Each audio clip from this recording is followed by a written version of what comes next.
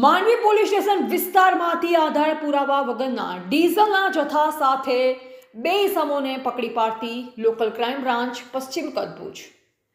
શ્રી ચિરાગ કોરડિયા સાહેબ પોલીસ મહાનિરીક્ષક શ્રી સરહદી રેન્જ ભુજ તથા શ્રી ગૌતમ વિવેકાનંદ સાહેબ ઇન્ચાર્જ પોલીસ અધિક્ષક શ્રી પશ્ચિમ કચ્છ ભુજનાઓએ આધાર પુરાવા વગરની ચીજવસ્તુની થતી હેરફેર રોકવા તથા આવી પ્રવૃત્તિ કરતા ઇસમો વિરુદ્ધ કાયદેસરની કાર્યવાહી કરવા સૂચના આપેલ। જે અનુસંધાને લોકલ ક્રાઇમ બ્રાન્ચ પશ્ચિમ કચ્છ ભુજના incharge police inspector Shri HR Jethi તથા police sub inspector Shri JB Jadav નાઓએ લોકલ ક્રાઇમ બ્રાન્ચના માણસોને આધાર પુરાવા વગરની ચીજવસ્તુની થતી હેરફેર રોકવા તથા આવી પ્રવૃત્તિ કરતા ઇસમો વિરુદ્ધ કાયદેસરની કાર્યવાહી કરવા સૂચના આપેલ।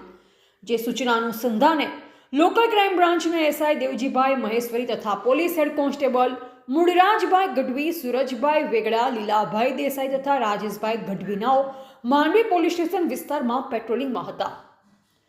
આ દરમિયાન મૂળરાજભાઈ ગઢવી તથા લીલાભાઈ દેસાઈનાઓને સંયુક્ત રીતે ખાનગી રાહે બાતમી હકીકત મળેલ કે સુલતાન અબ્દુલ્લા લુહાર રહે મસ્કા ઓક્ટ્રોય પાસે માંડવીવાળો ફારૂક શકુર જત રહે જતનગર માંડવીવાળા સાથે મળી ડીઝલ ચોરી કે છળ કપટથી મેળવી આધાર પુરાવા વગર જથ્થો ડીઝલ મળી આવેલ છે। જે બાબતે મજકૂર ઇસમો પાસે કોઈ બિલ કે આધાર પુરાવા માંગતા મજકૂર ઇસમોએ કોઈ આધાર પુરાવા રજૂ કરેલ નહીં। જેથી મજકૂર ઇસમોના કબજામાંથી મળી આવેલ તમામ મુદ્દામાલ સત્પડતી મિલકત તરીકે BNS કલમ 106 મુજબ કબજે કરી મજકૂર ઇસમોને BNS કલમ 35(1) મુજબ અટક કરી આગળની કાર્યવાહી સારું માંડવી પોલીસ સ્ટેશન ખાતે સોંપવામાં આવેલ છે।